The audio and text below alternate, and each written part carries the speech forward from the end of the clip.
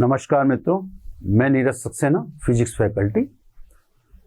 Last lecture में हम अनुनाद के समय आरएलसी परिपथ में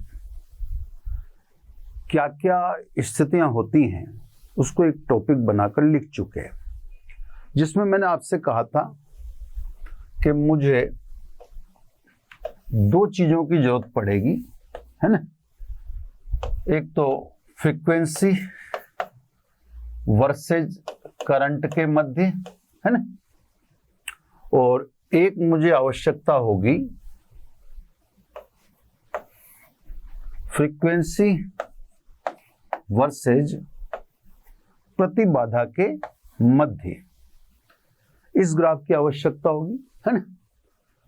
अपन ने जो ये ग्राफ फिलहाल बना के तैयार किए हैं, ये ग्राफ अपन ने आरएलसी परिपथ के लिए बना के तैयार किए। तो मैं फिलहाल लिख देता हूं आरएलसी के लिए, है ना सर। जब रेजोनेंस की पोजीशन होती है तो उस समय आरएलसी सर्किट में ये तो ठीक है, अपन ने अनुनादी आवृत्ति दिखा दी। आरएलसी परिपथ में प्रतिबाधा का न्यूनतम मान प्रतिरोध के बराबर, यानी Z minimum is equal to R, है ना। ये प्रतिबाधा न्यूनतम होगी अनुनादी आवृत्ति पर। आवृत्ति बढ़ाएंगे तो प्रतिबाधा बढ़ेगी, और आवृत्ति घटाएंगे तो भी प्रतिबाधा घटेगी। यानी दो सिचुएशन है, F ग्रेटर देन FR, यानी आवृत्ति अनुनादी आवृत्ति से अधिक हो। दूसरी situation F less than FR, यानी आवृत्ति अनुनादी आवृत्ति से कम हो। क्लियर। इसी के संगत हमने धारा का ग्राफ बनाया था। तो अनुनादी आवृत्ति पर धारा अधिकतम I RMS मैक्सिमम। अब अनुनादी आवृत्ति से अधिक आवृत्ति पे जाएंगे तो Z के मान में, यानी प्रतिबाधा के मान में वृद्धि होती है। प्रतिबाधा के मान में वृद्धि होती है तो धारा के मान में कमी होगी। ये आवृत्ति अनुनादी आवृत्ति से अधिक पर। अगर आवृत्ति कम करेंगे, अनुनादी आवृत्ति को एक आधार बना रखा है, अगर आवृत्ति अनुनादी आवृत्ति से कम करेंगे तो स्वाभाविक है Z बढ़ेगा, और Z बढ़ेगा तो धारा घटेगी, है ना। ये आवृत्ति अनुनादी आवृत्ति से कम है, ठीक है सर। तो कहने का मतलब ये दो ग्राफ, हालांकि मैंने ग्राफ 3 दिखाए थे, तीसरे ग्राफ की मुझे आवश्यकता नहीं रहेगी, लेकिन इन दो ग्राफों की आवश्यकता मुझे पड़ेगी, है ना। तो ये आरएलसी परिपथ के लिए वह ग्राफ है जो लास्ट लेक्चर में बना दिए जा चुके हैं। क्लियर साहब।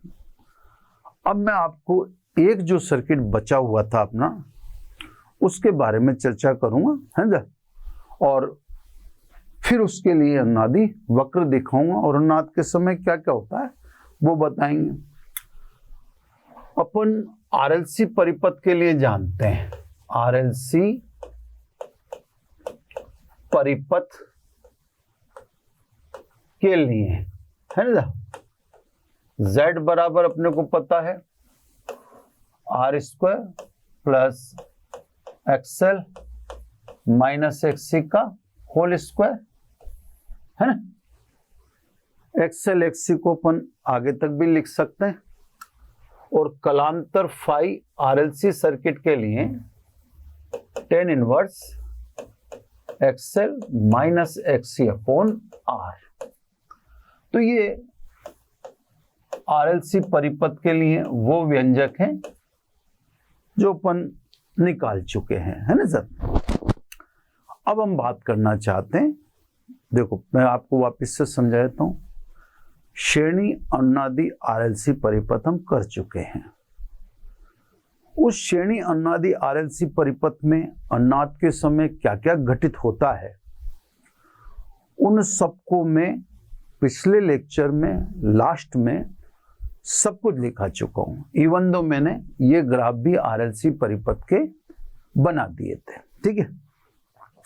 अब अपना एक सर्किट अपन मिस करते जा रहे हैं, या मिस हुआ अपन से, वो सर्किट था एलसी सर्किट, ठीक है साहब। एलसी सर्किट के संदर्भ में अपन ने अभी कोई खास चर्चा की ही नहीं है, खास छोड़ो की ही नहीं। अब मैं एलसी परिपथ के बारे में आपको पहले दिखाने जा रहा हूं, फिर अनुनाद की स्थिति के बारे में बात करने जाऊंगा, है ना। तो सब बात करें एलसी परिपथ के लिए, ठीक है। अब आप एलसी परिपथ की बात करोगे तो आरएलसी परिपथ में से एलसी परिपथ आप निकालना चाहोगे तो स्वाभाविक है एलसी परिपथ के लिए आर बराबर क्या करना पड़ेगा, आपको 0 करना पड़ेगा, क्लियर। अब आर बराबर 0 करेंगे तो प्रतिबाधा, है ना, समीकरण ए से एलसी परिपथ की प्रतिबाधा बताओ, Z। आर आपने 0 कर दिया साहब, एलसी सर्किट था ना, सभी सर्किट को अपन आरएलसी से निकाल सकते हैं। एलसी सर्किट में आर बराबर 0 कर दो तो एक्सएल माइनस एक्सी का होल स्क्वायर का वर्गमूल बचेगा। होल स्क्वायर का वर्गमूल तो सिंपल आप लिख दो एक्सएल माइनस एक्सी, क्लियर सब। ये आपने लिख दिया किसके लिए, एलसी परिपथ की प्रतिबाधा, या अब एलसी परिपथ में तो परिणामी प्रतिघात भी कह सकते हो, क्योंकि अब आर तो बचा ही नहीं, है ना। खैर प्रतिबाधा शब्द ही चलने दो, कोई दिक्कत नहीं है। अगर कलांतर की बात करें बी से तो फाई इज इक्वल टू, अब अपन रखेंगे tan इनवर्स, है ना, और XL minus XC upon 0। R बराबर अपन ने 0 कर दिया, है ना। अब आर बराबर 0 कर दिया तो परिणामी, है ना, यानी ये हो गया tan इनवर्स अनंत, और tan इनवर्स अनंत का मतलब π/2। तो सब परिणामी धारा से 90 के कलांतर पर है। अगर एक्सएल ज्यादा है तो 90 आगे होगा, सॉरी मतलब धारा 90 पीछे रह जाएगी, और एक्सी ज्यादा है तो धारा 90 आगे निकल जाएगी। क्योंकि ये दोनों तो बिल्कुल अपोजिट है ना, एक्सएल और एक्सी।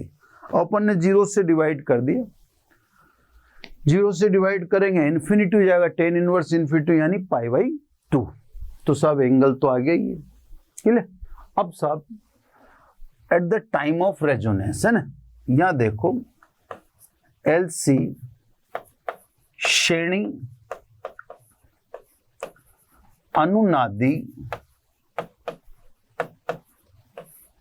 परिपथ में, अब मैं कह रहा हूं कि एलसी सर्किट है, लेकिन कौन से समय, अनुनाद के समय। तो श्रेणी अनुनादी परिपथ में एक्सएल बराबर क्या होना चाहिए, एक्सी। अनुनाद के समय एक्सएल और एक्सी बराबर हो जाते हैं। एक्सएल और एक्सी बराबर होंगे तो 1 से Z is equal to 0। RLC परिपथ में तो Z मिनिमम कितना होता था, प्रतिरोध के बराबर, लेकिन एलसी परिपथ में Z इज इक्वल टू क्या हो जाता है, 0, है ना। इसलिए अगर मैं धारा की बात करूं, है ना, तो V RMS Z 0 हो गया तो धारा क्या हो जाएगी, अनंत। यानी एलसी परिपथ तो अनुनाद की कंडीशन में आरएलसी परिपथ से भी बहुत आगे है, बहुत आगे, बहुत आगे इससे, क्योंकि अगर अपन आरएलसी की बात करते तो आपके सामने ही है। देखो आरएलसी में जेड मिनिमम कितना है, आर है ना, यहां तो जेड मिनिमम कितना हो जाता है, 0, और धारा बढ़ के कितनी हो जाती है, अनंत।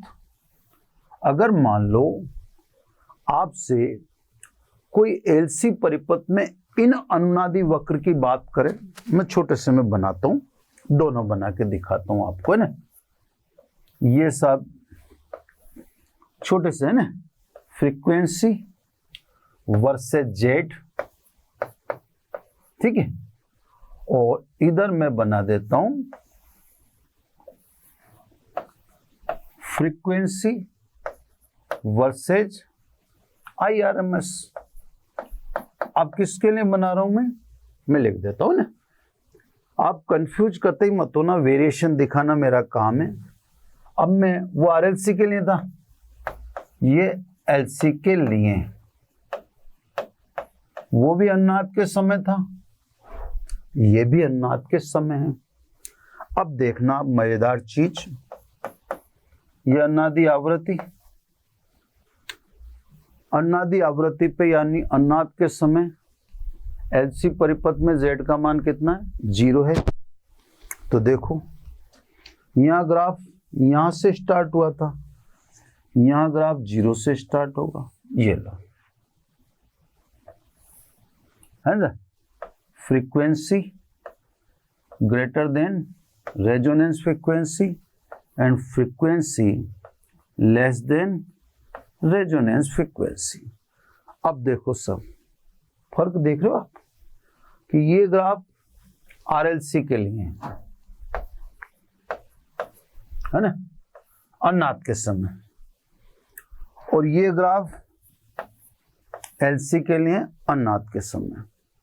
ये ग्राफ कहां से शुरू होगा, 0 से, क्योंकि अनुनाद के समय LC परिपथ में Z बराबर 0 हो जाता है, ठीक है। अब धारा का देखो, ये अनुनाद के समय, अब अनुनाद के समय धारा का मान अनंत हो जाता है, तो इसका मतलब जैसे ये तो यहां मिल गया ना, यहां पे RLC में तो I कभी भी अनंत नहीं हो सकती भाई। अनुनाद के समय RLC परिपथ में Z मिनिमम है तो I मैक्सिमम हो जाता है, अनंत नहीं होता, क्लियर है ना। लेकिन यहां पर तो I क्या है, अनंत है, बाकी तो फिर Z बढ़ रहा है, मतलब धारा घट रही। अब देखो ये ग्राफ कहां जाके मिलेगा, ये जाके मिलेंगे अनंत पर। यहां तो मिल गया था ना यहीं पे, यहां नहीं मिलेगा क्योंकि I कितनी है, इन्फिनिटी, तो ये ग्राफ मिलेगा अनंत पर। तो सब इसीलिए मैंने LC परिपथ को रोक रखा था। मैं साइड से जाता हूं, बोलता रहता हूं ना, ताकि आप ढंग से देख लें। तो इसीलिए मैंने LC परिपथ को रोक रखा था, क्योंकि LC परिपथ एक विशेष अवस्था का, यह एक विशेष अवस्था में बहुत शानदार काम करता है। वो अवस्था कौन सी है, वो अवस्था है अनुनाद की। इससे तो सामान्य धारा नियंत्रण के लिए हम LC का यूज क्यों करें, धारा नियंत्रण के लिए तो हमारे पास केवल R है, केवल L है, केवल C है, RL है, RC है, RLC है ना। लेकिन अनुनाद के समय देखो ना, ये कितना शानदार काम कर रहा है ना, RLC के कंपैरिजन में। तो सब इसलिए मैंने LC सर्किट को सामान्य सर्किट के समय पढ़ाते हुए रोक दिया था, क्योंकि उस समय पढ़ाने से कोई फायदा ही नहीं था। उस समय मैंने अनुनाद इंट्रोड्यूस किया ही नहीं था। अब अनुनाद इंट्रोड्यूस नहीं करता तो वहाँ ये 2 लाइनें ही तो लिखता मैं आपके सामने, और कुछ नया मेरे पास होता भी क्या, ठीक है। इससे मैंने अनुनाद के बाद इसको पढ़ाना स्टार्ट किया। अब आप मेरी बात को बहुत ध्यान से सुने, है ना। RLC परिपथ हो चाहे एलसी परिपथ हो, अनुनाद के समय इन दोनों परिपथों को हम ग्राही या स्वीकारी परिपथ कहते हैं, है ना। मेरे पास स्पेस इधर नहीं है, मैं अगला पेज चेंज कर लेता हूं, बार बार इधर आता रहूंगा, है ना। तो अनुनाद के समय अनुनाद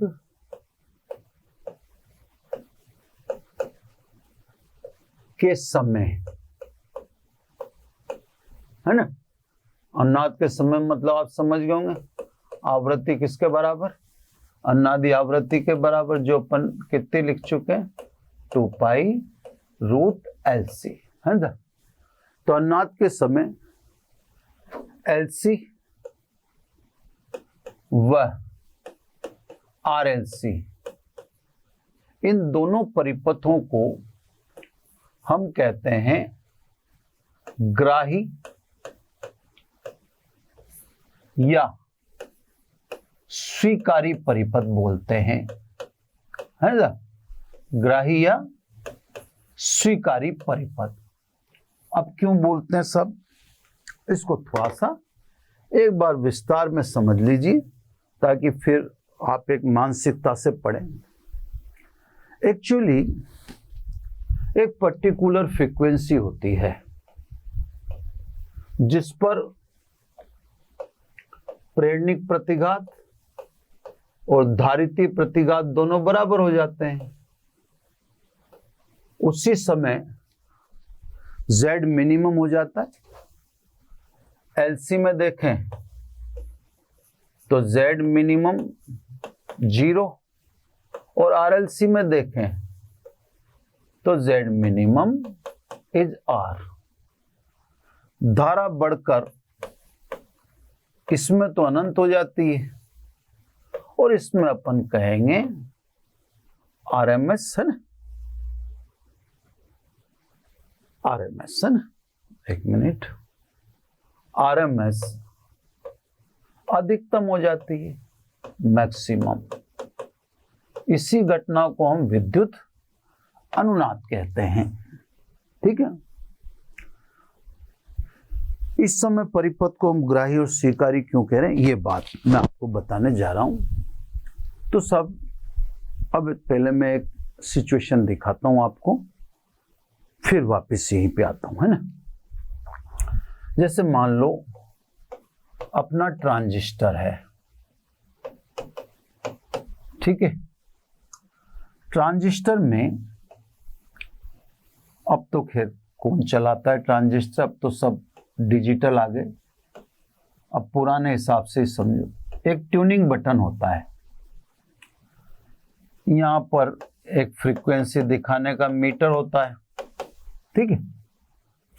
इस ट्यूनिंग बटन को जब आप घुमाते हैं तो आपके ट्रांजिस्टर की फ्रीक्वेंसी चेंज होती है। क्यों होती है सब, क्योंकि ट्यूनिंग बटन के पीछे एक ऐसा सर्किट होता है, या यूं कहते हैं ट्यूनिंग बटन के पीछे एक LC सर्किट होता है।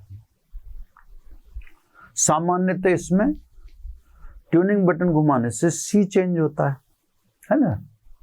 जैसे यूं समझो आप, ऐसे गुम्फित संधारित्र होता है, ये अर्धवृत्ताकार प्लेटें और शेष अर्धवृत्ताकार प्लेटें इधर होती हैं। ये ट्यूनिंग बटन है जो आपको बाहर दिखा रखा है। तो जब आप ट्यूनिंग बटन घुमाएंगे, ये ट्यूनिंग बटन घुमाएंगे, तो ट्यूनिंग बटन घुमाएंगे तो प्लेटों के मध्य प्रभावी क्षेत्रफल में चेंज होगा। वो प्लेटों के मध्य प्रभावी क्षेत्रफल में चेंज होगा। गुम्फित संधारित्र की धारिता होती है C बराबर n-1 epsilon 0 A upon D। ऐसे याद नहीं हो तो आप तो ऐसे समझ लो। तो सब जब आप ये मान लो ये ट्यूनिंग बटन से अटैच है, तो जब आप ट्यूनिंग बटन घुमाते हैं तो प्लेटों के बीच प्रभावी क्षेत्रफल में परिवर्तन होता है। क्षेत्रफल में परिवर्तन से C चेंज होता है और C के चेंज होने से आपके रेडियो की फ्रीक्वेंसी चेंज होती है ना साहब। तो सब एक तरह से ये ट्यूनिंग बटन आवृत्ति परिवर्तन, मैं हिंदी में लिख देता हूं ताकि वो चीज क्लियर है ना, यानी आपके ट्यूनिंग बटन घुमाने से आवृत्ति परिवर्तन होता है। ठीक है साहब, ये तो मैंने आपका रेडियो बता दिया।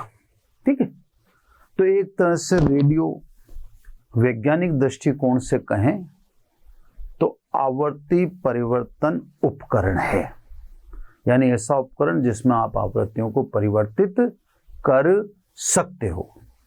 ठीक है सब, है ना, ऐसा उपकरण है आपका रेडियो। ठीक, अब कुछ स्टेशन की बातें करते हैं। जैसे मान लो जयपुर स्टेशन है ना, कोटा स्टेशन है, बीबीसी है ना, मुंबई है। अब कुछ स्टेशन अपन देखें। हर रेडियो स्टेशन को गवर्नमेंट ऑफ इंडिया की तरफ से अलग अलग बैंड यानी आवृत्ति परास अलॉटेड होती है। यानी कहने का मतलब कोई भी रेडियो स्टेशन डालना चाहता है तो अपनी मर्जी से नहीं डाल सकता, उसको दूरसंचार मंत्रालय से परमिशन लेनी पड़ेगी। फिर दूरसंचार मंत्रालय उसको एक आवृत्ति परास देगा। आवृत्ति परास को अपन बैंड बोलते हैं। बैंड का मतलब न्यूनतम से अधिकतम। अब आप केवल आवृत्ति परास को एक आवृत्ति से समझ लो। जैसे मान लो साहब, उदाहरण के लिए जयपुर स्टेशन है, ये सपोज आता है 500 किलो हर्ट्ज पर। इस जस्ट एग्जाम्पल। जयपुर स्टेशन है, ये सब 700 किलो हर्ट्ज पर आता है। ठीक है साहब, अब इससे अनुमान से ले रहे हैं अपन है। बीबीसी है, ये आता है सपोज 900 किलो हर्ट्ज पर। सबको अलग अलग आवृत्ति आवंटित की जा चुकी है। अपन ने मान लीजिए आवृत्ति आवंटित कर ली। अब आप तो खैर मोटा मोटी इस बात को समझे है ना। ठीक है, अब क्या होता है कि ये सभी जितने भी प्रोग्राम है, तो मैंने 4 लिखे। अब आप अज्यूम कर लो मोबाइल से मोबाइल के बीच में कितने जनों की बातें चल रही होंगी, कितनी वेबसाइट होगी इंटरनेट की, बहुत सारी होंगी। और कितने रेडियो स्टेशन होंगे, कितने टेलीविजन स्टेशन होंगे। अपन लाखों में तो मान ही लें टोटल मोबाइल वगैरह वगैरह इंटरनेट साइट वगैरह, वैसे तो करोड़ों में होता है, लेकिन अपन तो ज्यादा न सोचें, लाख में ही मान लें। अब ये सारी वेव आप जहां बैठे हो उस कमरे में से गुजर रही है। चलिए, तो पहली बात तो आपने ये सोचना है कि यार हमारा रेडियो किसी को भी कैच क्यों नहीं कर रहा। सामान्यतः जब आप उसको कहीं पर्टिकुलर पे नहीं मिलाओगे तो वो एक शू शू करके आवाज देता रहेगा, कोई स्टेशन या कोई प्रोग्राम नहीं सुनाएगा, है ना। जबकि इतनी आवृत्ति, जैसे अपन लाख की बात कर रहे हैं, तो उस कमरे में से गुजरी जिसमें आप बैठे हुए हो। क्लियर। फिर रेडियो में वो प्रवेश क्यों नहीं कर रही, वो तरंगे आपके रेडियो में एंट्री क्यों नहीं लेती, है ना, ये प्रश्न रहा। अब आप क्या करते हो, ट्यूनिंग बटन घुमाते हो, ध्यान से ना। ट्यूनिंग बटन घुमाकर आपने, ट्यूनिंग बटन घुमाने की प्रक्रिया मैंने समझाई दी आपको, है ना। ट्यूनिंग बटन घुमाने से सी चेंज होता है, सी चेंज होने से आपकी रेडियो की आवृत्ति चेंज होती है। अब साहब आपने ट्यूनिंग बटन घुमाया और आपके रेडियो की आवृत्ति कर ली 700 किलो हर्ट्ज। अब आपके इंस्ट्रूमेंट की आवृत्ति कितनी होगी, 700 किलो हर्ट्ज। क्लियर। इन स्टेशनों में किसकी आवृत्ति 700 किलो हर्ट्ज है, कोटा की। ठीक है, समान आवृत्ति पर अनुनाद घटित होता है। तो ये सब सेम फ्रीक्वेंसी, ये भी 700 हर्ट्ज, ये भी 700। अब रेडियो वर्सेज लाखों तरंगों में से केवल कोटा की तरंग का आपके रेडियो से अनुनाद हो चुका है। क्लियर? जैसे आपके रेडियो का अनुनाद एक पर्टिकुलर आवृत्ति के लिए हुआ, वैसे ही आपका रेडियो उस पर्टिकुलर आवृत्ति के लिए प्रतिबाधा को न्यूनतम कर देगा। औरों के लिए तो गेट बंद है, औरों के लिए तो गेट बंद हो गया। औरों के लिए का मतलब Jaipur, BBC, Mumbai, internet, mobile वगैरह सबके। लेकिन केवल किसके लिए एंट्री होगी? कोटा के लिए, क्योंकि आपका सर्किट उस समय उस आवृत्ति के लिए जिससे अनुनाद हुआ है उसके लिए अपनी प्रतिबाधा न्यूनतम कर देता है। फलस्वरूप ये तरंग आपके रेडियो में एंटर करेगी और आप इस समय अपने रेडियो में कोटा स्टेशन सुन रहे हैं, और नहीं, क्योंकि एक पर्टिकुलर के लिए ही है ना, चाहे आरएलसी देखिए, चाहे एक पर्टिकुलर के लिए ही जेड मिनिमम है। ये आरएलसी में देख लें और ये एलसी में देख लें। औरों के लिए तो जेड में मैक्सिमम है, चाहे वो ज्यादा आवृत्ति हो चाहे वो कम आवृत्ति। तो औरों को आपका रेडियो एक्सेप्ट करने को तैयार नहीं है। केवल और केवल वो किसको निमंत्रण देगा? ओनली कोटा को। ठीक है सर? क्योंकि जब अनुनाद हुआ तो जिस आवृत्ति के लिए अनुनाद होता है उसी के लिए जेड मिनिमम होता है, बाकी के लिए नहीं। ठीक है साहब? आपने ट्यूनिंग बटन घुमाया है। अब ट्यूनिंग बटन घुमाकर आपने अपने रेडियो की आवृत्ति कर दी 600, सॉरी 600 तो मैंने ले नहीं रखा है ना। आपने अपने रेडियो की आवृत्ति कर दी सपोज 900 हर्ट्ज, 900 किलो हर्ट्ज। या आपने ट्यूनिंग बटन घुमाकर अपने रेडियो की आवृत्ति चेंज कर दी। अब आपका कोटा से कनेक्शन ऑटोमेटिक कट हो जाएगा, क्योंकि अब रेडियो उसके लिए जेड बढ़ा चुका है। अब उसके लिए गेट वो नहीं खोल रहा, उसका निमंत्रण अब नहीं है। इनमें से किसकी आवृत्ति 900 हर्ट्ज है? बीबीसी की। तो अब बीबीसी वर्सेज आपके ट्रांजिस्टर के बीच में अनुनाद हो चुका है। आवृत्ति समान होगी, है ना? समान आवृत्ति पर अनुनाद घटित होता है। अब क्या होगा कि आपका जो ट्रांजिस्टर है लाखों में से सभी तरंगों के लिए अपने गेट बंद कर देगा, उनके लिए जेड बढ़ा देगा, अवरोध बढ़ा देगा। अवरोध बढ़ा देगा तो मतलब उनको निमंत्रण नहीं है। लेकिन बीबीसी की एक तरंग इन लाखों में है, उसके साथ आपके रेडियो का अनुनाद हो गया, उस पर्टिकुलर के लिए आपके रेडियो की प्रतिबाधा क्या हो जाएगी? न्यूनतम हो जाएगी। और रेडियो किसको एंट्री दे देगा? बीबीसी को। तो कहने का मतलब जब आवृत्ति विशेष पर अनुनाद होता है तो परिपथ उस पर्टिकुलर आवृत्ति के सिग्नल को निमंत्रण दे देता है। उसके लिए अपने, मतलब समझने वाली बात, उसके लिए अपने गेट खोल देता है और उसके अंदर अलाउ नहीं है, इससे वो पर्टिकुलर आवृत्ति आपको सुनाई देती है। तो इसका मतलब आप समझ गए होंगे कि आप रेडियो में जो भिन्न भिन्न स्टेशन सुन पाते हैं, उन भिन्न भिन्न स्टेशन को सुनने के पीछे जो राज है वो यही है कि आपको ट्यूनिंग बटन घुमाकर या किसी, अब तो खैर आजकल इलेक्ट्रॉनिक सर्किट, डिजिटल सर्किट आ चुके हैं, तो अब आवृत्ति चेंज करने के आवृत्ति चेंजर भी चेंज हो चुके हैं, है ना? तो साहब आपको आवृत्ति चेंज करनी होती है। आवृत्ति चेंज करके आप सिग्नल को रिसीव कर सकते हैं। अब आप समझ गए होंगे कि जैसे आपके मोबाइल में जो आप सिम डालते हो उसकी एक पर्टिकुलर आवृत्ति है।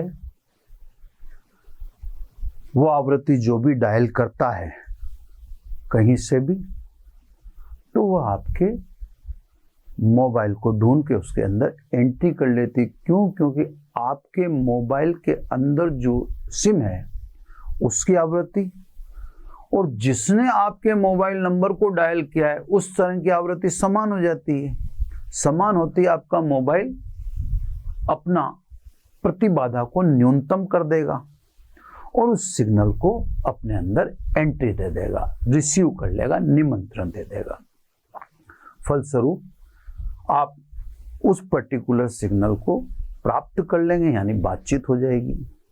तो वो आप समझ सकते हैं कि हम फ्रीक्वेंसी चेंज करके किसी भी या किसी को भी सुन सकते हैं, किसी के भी मैसेज प्राप्त कर सकते हैं। हालांकि इतना आसान काम नहीं, अपने बस के लेवल की बातें नहीं है ये, लेकिन कंसेप्ट है कि सारा खेल फ्रीक्वेंसी का है। जैसे मान लीजिए हम व्हाट्सएप में भी तो कर सकते हैं, आपके व्हाट्सएप मैसेज मेरे मोबाइल में आ सकते हैं, बशर्ते मैं आपका व्हाट्सएप का QR कोड स्कैन कर लूं और उसको मेरे मोबाइल में स्थापित कर दूं। तो कोई आपको जो मैसेज करेगा तो आपके मोबाइल में भी आएगा और मेरे मोबाइल में भी आएगा। ये सामान्यतः तो आपको पता नहीं पड़ेगा कि किसी और के मोबाइल में भी आपका मैसेज जा रहा है। केवल और केवल आवृत्ति का खेल है। बस हमें मान लीजिए एक आवृत्ति के दो मोबाइल हो गए, मेरा मोबाइल और आपका मोबाइल समान आवृत्ति का है, तो जो कोई आपको मैसेज करेगा वो मैसेज मेरे को भी आएगा, क्योंकि फ्रीक्वेंसी तो दोनों की सेम ही है ना। अब आपको थोड़ी पता पड़ेगा कैसा हो रहा है।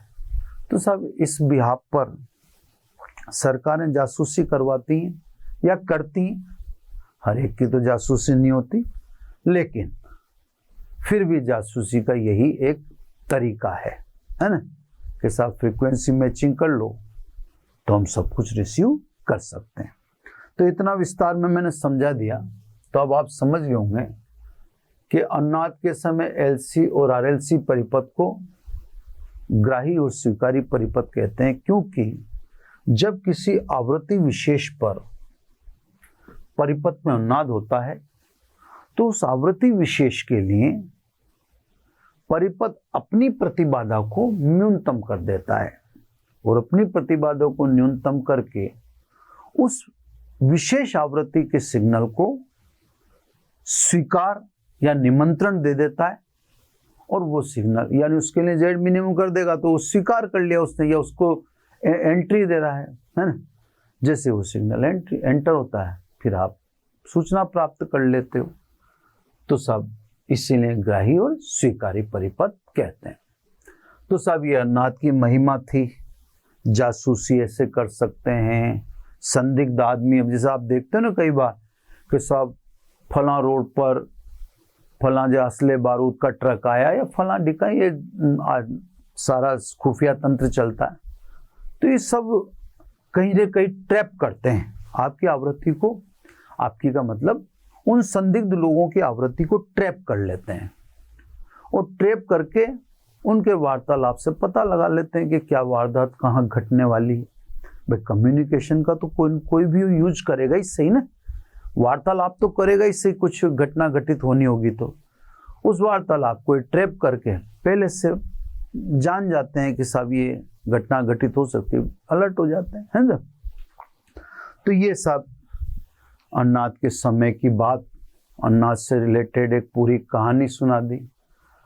अब अनुनाद से संबंधित छोटे छोटे और इम्पोर्टेंट टॉपिक रन करेंगे।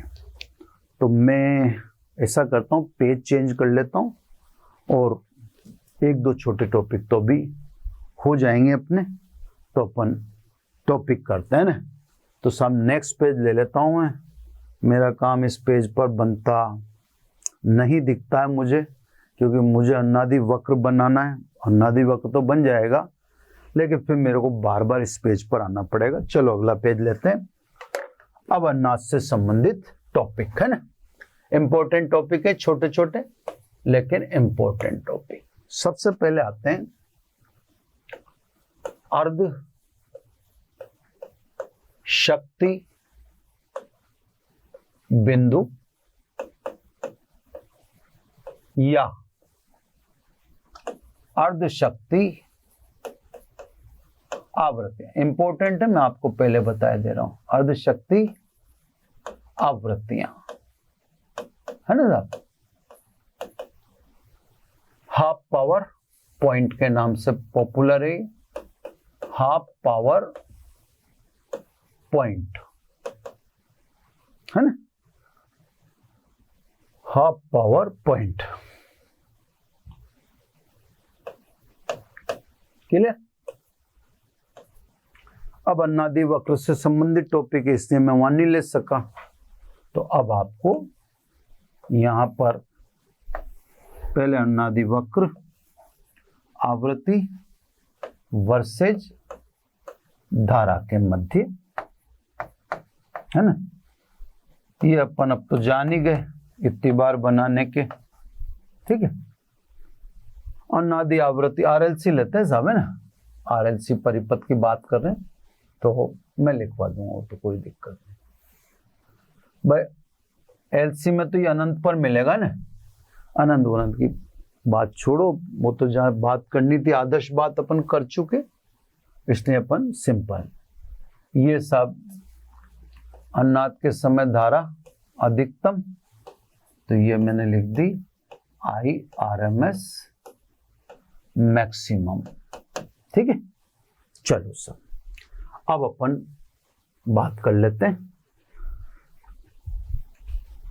अन्नादि वक्र पर। ये वक्र बना दिया मैंने, है ना। ऐसे दो बिंदु अभी ढूंढेंगे उनको जहां पर शक्ति अन्नादि आवृत्ति पर शक्ति की आधी रह जाती है। यानी इस ग्राफ पर ऐसे दो बिंदु हैं जहां पर शक्ति का मान अन्नादि आवृत्ति पर शक्ति का आधा रह जाता है। उन बिंदुओं को कहते हैं अर्ध शक्ति बिंदु, और उन बिंदुओं के संगत आवृत्ति कहलाती है अर्ध शक्ति आवृत्तियां। तो पहले तो बिंदु ढूंढने, है ना, फिर बिंदु ढूंढ के उनके संगत आवृत्ति की बात करें, ठीक है सब। तो सब परिभाषा के अनुसार आरएलसी परिपथ में, है ना, अर्ध शक्ति बिंदु पर धारा का मान लीजिए IRMS है। अब धारा के द्वारा ढूंढूंगा मैं बिंदु, है ना, इस अक्ष के द्वारा। तो मान लीजिए अर्ध शक्ति बिंदु पर धारा का मान IRMS है, क्लियर। तो आरएलसी परिपथ में परिभाषा के अनुसार IRMS स्क्वायर R यानी अर्ध शक्ति बिंदु पर शक्ति अन्नादि आवृत्ति पर शक्ति, तो अन्नादि आवृत्ति पर शक्ति कितनी होगी साहब, IRMS मैक्सिमम का स्क्वायर R की आधी रह जाती है। चलो मैं पहले तो यहाँ पे शक्ति के फॉर्मूले लिख दूं। धारा विद्युत के समय हमने शक्ति पढ़ी थी। शक्ति के तीन फॉर्मूले हैं हमारे पास, I स्क्वायर R, इसी से निकला V स्क्वायर अपॉन R, इसी से निकला V इंटू I। अब क्या है, ये शक्ति के फॉर्मूले तो याद रखना, क्योंकि यहाँ उसका महत्व है, यहाँ जरूरत पड़ेगी। तो सब आपने परिभाषा बोली थी कि सब अन्नादि वक्र पर ऐसे दो बिंदु जहां पर शक्ति लिख दी मैंने, देखो आप I स्क्वायर है ना, एसी सर्किट में आई नहीं लिखेंगे, IRMS लिखना पड़ता है। तो अनादि आवृत्ति पर जहां शक्ति अनादि आवृत्ति पर शक्ति, तो अनादि आवृत्ति पर धारा कितनी है, IRMS, उसका स्क्वायर का R कर दिया, तो ये अनादि आवृत्ति पर शक्ति ये रही और अर्ध शक्ति बिंदु पर शक्ति ये रही।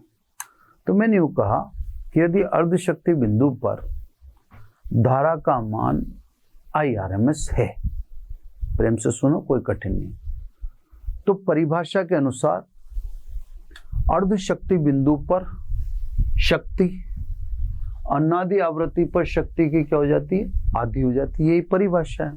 ठीक है सब, है ना। ये R से R कट गया, यानी IRMS square is equal to 1/2 IRMS maximum का स्क्वायर। R से R काट दिया, वर्गमूल ले लें, यानी IRMS वर्गमूल लिया तो 1/√2, इधर भी वर्गमूल ले लिया तो स्क्वायर हटा दो। क्लियर?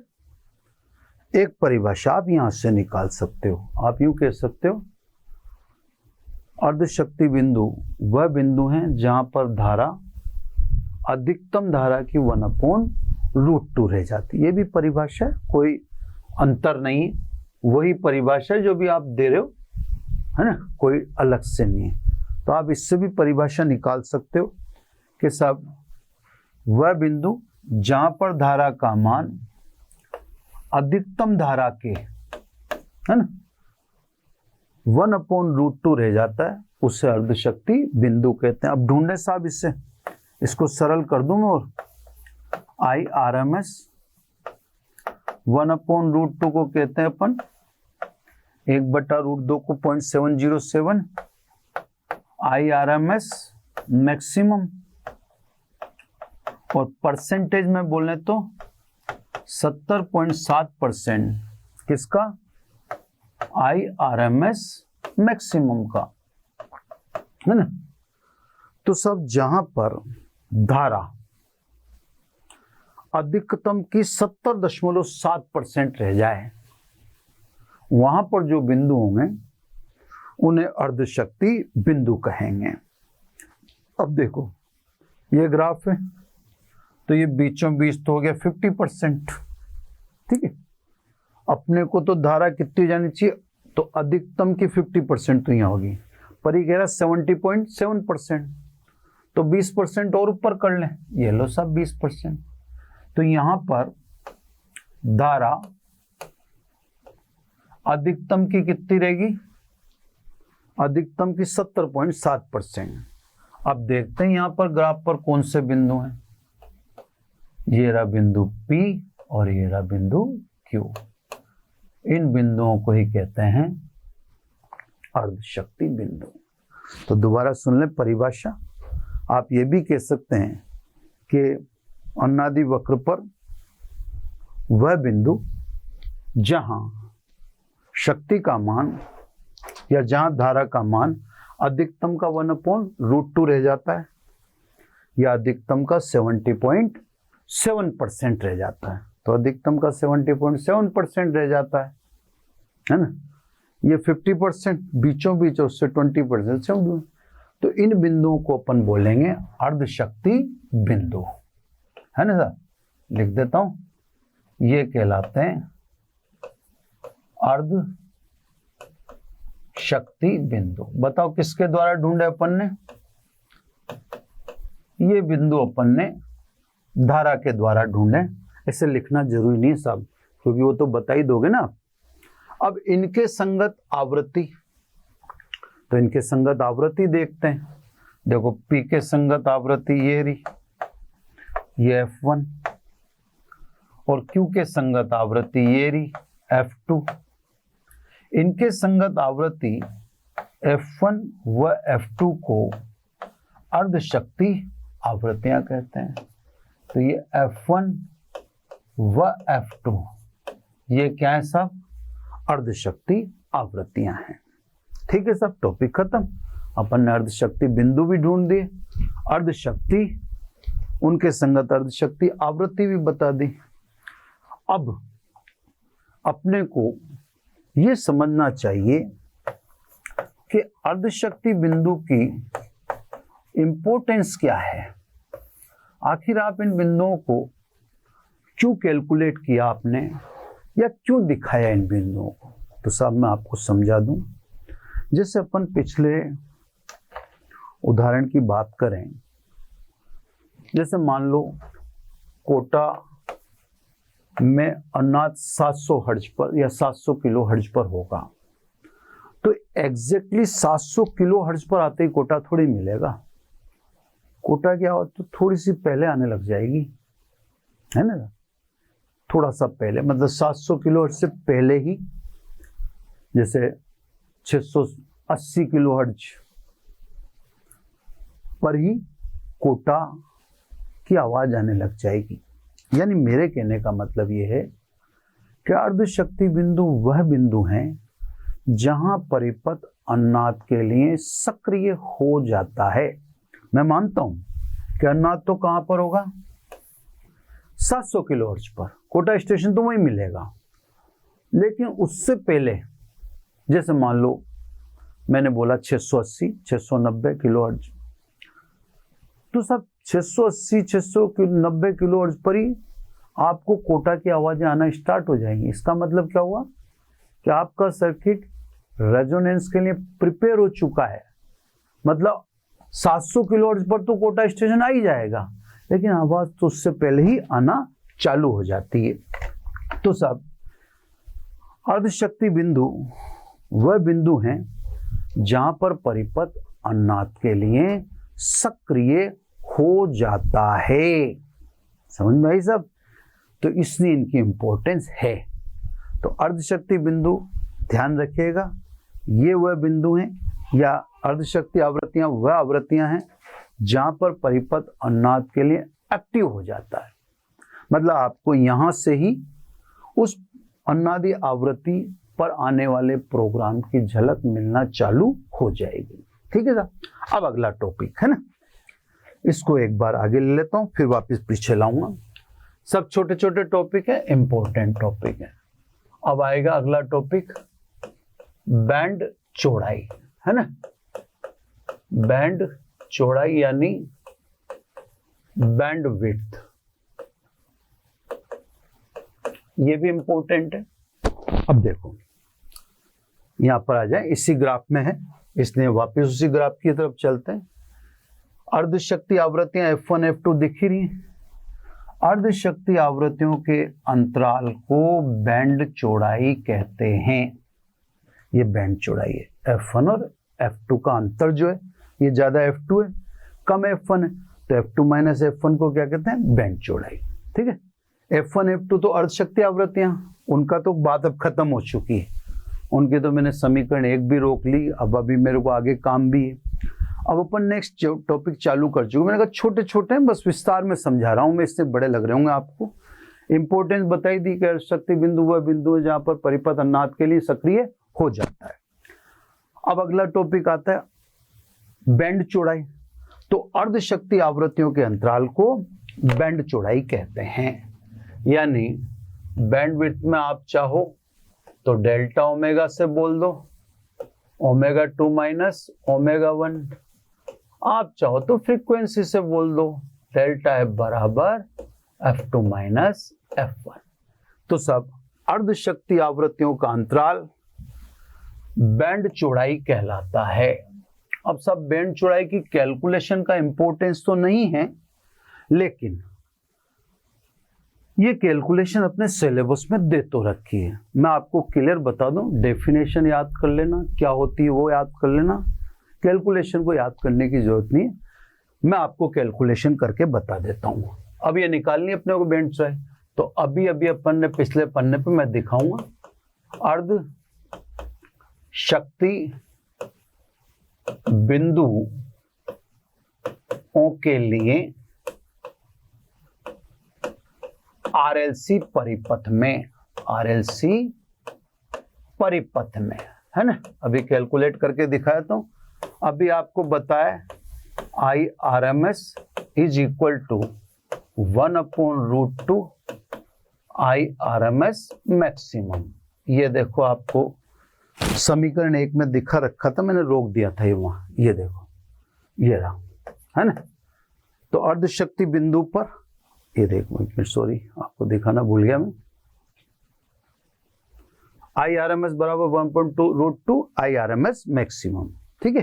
तो ये मैंने यहाँ निकाल दिया। अब देखो मैं खटाखट कैलकुलेशन कर देता हूँ।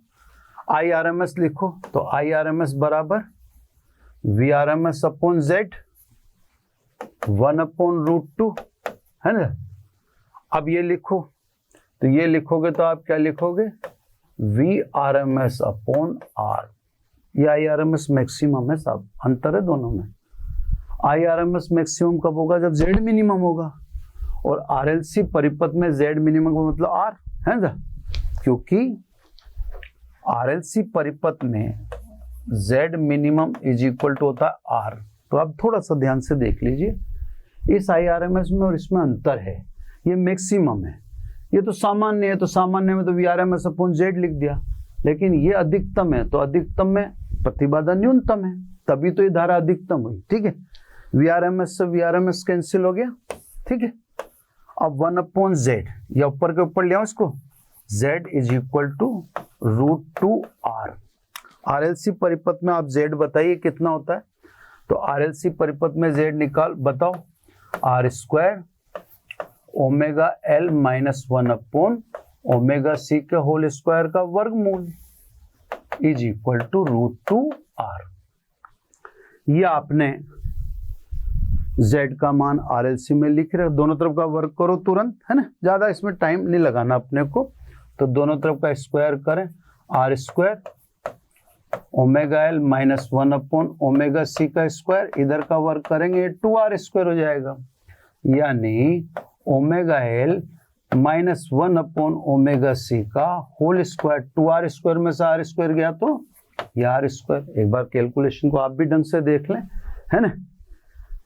ये सब दोनों तरफ का वर्ग कर दिए, R² इधर से घटा देते हो R², अब वर्गमूल कर दो, ठीक है। मुझे क्लियर स्पेस चाहिए थोड़ी सी, वर्गमूल किया तो ओमेगा L माइनस 1/ओमेगा C, और इधर आ जाएगा प्लस माइनस कैपिटल R, ठीक है साहब। ये समीकरण मुझे यहां से मिली। अब मेरे पास दो बिंदु हैं, देखो पहले देखो बिंदु P के लिए, है ना, P के लिए बात करें, चलो आ जाओ, है ना। ये P के लिए, P पर आवृत्ति F1 है, F1 FR से छोटी है, तो देखो P के लिए ओमेगा 1 ओमेगा R से छोटा है। अब देखो ओमेगा छोटा है तो ये वाला पद बड़ा हो जाएगा, और ये वाला पद किसमें, माइनस में, तो एक से क्या समीकरण बनेगी, ओमेगा 1L माइनस 1/ओमेगा 1C, क्योंकि ये माइनस वाला पद बड़ा है तो इसमें से कौन सा चिन्ह आएगा, प्लस माइनस में से माइनस R। ये आगे सब, है ना। अब इसी प्रकार बिंदु Q के लिए, अब आपको Q पे दिखा देता हूं, है ना, खटाखट। Q पे आवृत्ति F2 FR से ज्यादा है, ठीक है साहब। तो यहां पर जो F2 है उसको मैंने ओमेगा 2 लिख दिया, omega 2 greater than omega R। अब आवृत्ति बढ़ी तो ये वाला पद बड़ा होगा, ये छोटा हो जाएगा, अब अंतर पॉजिटिव आ जाएगा। तो अब एक से क्या लिखोगे आप, ओमेगा 2L माइनस 1/ओमेगा 2C प्लस R। तो इससे आपने दो समीकरण बना ली, एक A बना ली और एक आपने B बना ली। ये दो समीकरण आपके पास है जो इससे बनाए। एक में ये वाला पद बड़ा हो जाता है, नेगेटिव वाला, यानी ऊपर वाले में, है ना, ऊपर वाले में ये वाला पद बड़ा हो गया तो ये अंतर माइनस में आ जाता है, यहाँ माइनस आया, और नीचे वाले में ये वाला पद बड़ा हो गया तो ये अंतर पॉजिटिव रहता है। अब देखो साहब, अब चलो खटाखट, समीकरण, एक मिनट, समीकरण a प्लस बी से, है ना, कोशिश करूंगा इसमें आ जाए, दोनों को जोड़ो तो omega 1 plus omega 2 L common आ गया, इन दोनों को जोड़ रहा हूं, ये माइनस मैंने कॉमन निकाल लिया, 1/c 1/ओमेगा 1 माइनस कॉमन निकाल लिया तो ओमेगा 2 आएगा पहले, क्योंकि वो चिन्ह चेंज हो जाएंगे ना। देखो ध्यान से, जल्दबाजी में कहीं लफड़ा नहीं जाए, ये अपन जोड़ रहे हैं पर मैंने माइनस कॉमन ले लिया तो दोनों ही पॉजिटिव होगी, ये भी और वो भी, चलो कोई बात नहीं, दोनों ही पॉजिटिव हो गए, है ना। तो ठीक है, वैसे लिखता हूँ ओमेगा 1 प्लस 1/ओमेगा 2, ये माइनस आर प्लस आर ये 0 हो गया, यानी ओमेगा 1 प्लस ओमेगा 2, है ना, माइनस एल, सॉरी एल बाहर लिख दो, माइनस 1/c, एलसीएम ले लें, ओमेगा 1 ओमेगा 2 और यहाँ आ गया ओमेगा 1 प्लस ओमेगा 2 बराबर 0, पक्षांतरण कर दो, ओमेगा 1 ओमेगा 2 एल बराबर, उधर ले जाऊं, 1/c omega 1 omega 2 upon omega 1 omega 2, ये माइनस उधर गया तो प्लस हो गया, ये कट गया, है ना, ये कट गया तो यहां पर आ गया ओमेगा 1 ओमेगा 2 बराबर 1/LC, ठीक है साहब, यहां से आ गया 1/LC। ये समीकरण नंबर इसको दे दें अपने पास, कौन सी समीकरण, एक तो आएगी थी, ये 2 ले लो। अब मेरे को अगले पेज पर जाना पड़ेगा, या निम आएगा ना, अपने को तो ये निकालना है ओमेगा 2 माइनस ओमेगा, तो अब मैं बी में से ए घटा देता हूं, तो साहब अब आ जाए अपन समीकरण बी में से समीकरण ए घटा दो, है ना। तो मैं अब देखो उधर पन्ना ही पलटता रहूंगा और आपको दिखाता भी रहूंगा, बी में से ओमेगा 2 एल में से ओमेगा 1 एल, तो देखो ओमेगा 2 माइनस ओमेगा, ये एल कॉमन आ गया, चलो साहब। अब दूसरा पद, इसमें से वो घटाया तो ये प्लस हो जाएगा, 1 वाला पद प्लस हो जाएगा, ये माइनस में रह जाएगा, है ना। तो देखो प्लस 1/c, ओमेगा 1 वाला प्लस में होगा और वो वाला 2 वाला माइनस में होगा, ठीक है साहब। चलते जाओ आराम से, देखते भी जाओ, इसमें से वो घटाया वो प्लस आ गया, ये माइनस में ही रह गया, आर माइनस माइनस प्लस तो 2r हो गया, ये लो साहब बराबर 2r। चलो सोल्व करो, ओमेगा 2 माइनस ओमेगा 1, ये l, समझ में आ रही है बात, पहले घटाना मत, मैं अभी समझा दूंगा ना, प्लस 1/c, एलसीएम ले लो, omega 1 omega 2 omega 2 minus omega 1 is equal to 2r। अब देखो मैंने घटाया क्यों नहीं, पहले घटा दूंगा तो फिर ये मान चाहिए, अब देखो इसकी जरूरत पड़ गई ना मेरे को, ये मांग रहा है ओमेगा 1 ओमेगा 2 का मान बताओ, तो पहले क्या करना, आप जानते हो कि आपको निकालना तो ये है तो घटाना चाहिए, लेकिन घटाना मत, पहले ऐड करना, ऐड करोगे तो ये इसकी जरूरत पड़ेगी, ये कहां से लाओगे, फिर वापस आपको जोड़ना पड़ेगा। तो देखो ओमेगा 1 ओमेगा 2 का मान 1/LC, और इसकी जरूरत यहाँ पड़ गई, ये देखो जरूरत पड़ गई ना, तो रख दो मान, है ना, 2 से मान रख दें, तो ओमेगा 2 माइनस ओमेगा 1 ये L प्लस 1/C, और ये ओमेगा 2 माइनस ओमेगा 1, और इसका मान 1/LC is equal to 2r। C से C कट गया, ये L ऊपर चला गया, यानी ये प्लस अगेन यही आ गया, ये L ऊपर भेज दूं, इज इक्वल टू 2r, ये भी डबल हो गया, तो 2L omega 2 minus omega 1 is equal to 2r, 2 से 2 कट गया, यानी ओमेगा 2 माइनस ओमेगा 1 मतलब बैंड चौड़ाई इज इक्वल टू R/L। ये लो साहब, बैंड चौड़ाई आएगी। अगर आपको F2 माइनस F1 के पदों में लेना है तो देखो ओमेगा 2 को लिख दो 2 पाई F2, ये ओमेगा 2 को लिख दिया। ओमेगा 1 को लिख दो 2 pi F1 is equal to R upon L, R upon L है ना, यानी F2 माइनस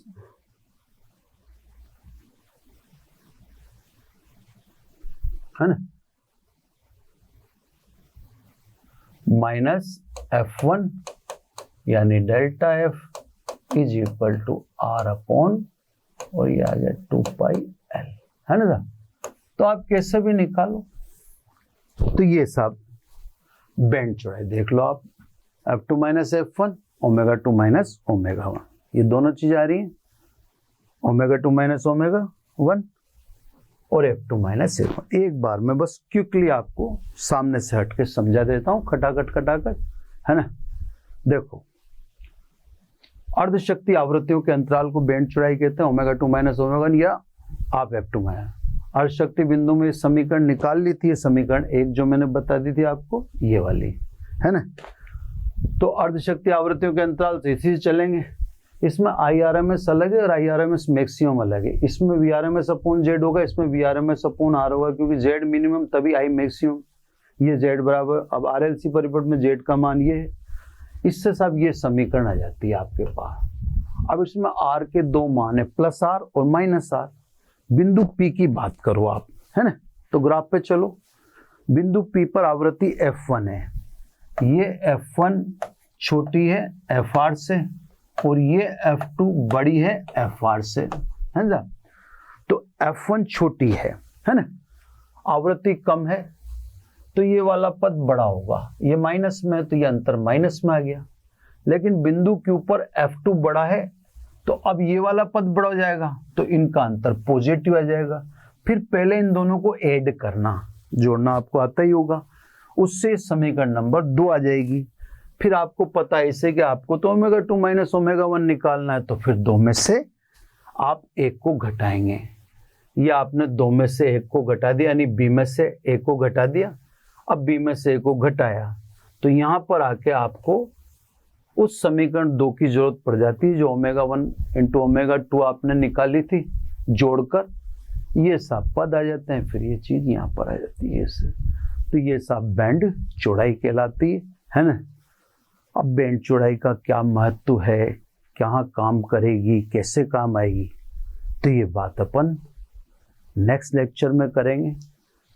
मैं फिर नेक्स्ट लेक्चर में न्यूमेरिकल तो डालता रहूँगा, जहाँ तक मुझे लगता रहेगा कि न्यूमेरिकल बीच बीच में डालते रहना चाहिए, मैं ऐसा कोशिश करूँगा। फिर छोटे छोटे, जैसे मैंने कल वाले एपिसोड में प्रयोग किया, छोटे छोटे न्यूमेरिकल डाल के, तो मुझे लगता है कि ऐसा न्यूमेरिकल से हो सकता है आपको बेटर फील हो, तो वो अपन को है ना। आज इतना ही, थैंक यू वेरी मच। आशा करता हूं हमारे टॉप एजुकेटर का यह लेक्चर आपको पसंद आया होगा। अगर पसंद आया है तो वीडियो को लाइक करिए, चैनल को सब्सक्राइब करिए और शेयर भी करिए, क्योंकि ज्ञान बांटने से बढ़ता है और सही बताऊं तो पुण्य भी मिलता है। मुझे सुनने के लिए बहुत बहुत धन्यवाद। Thank you.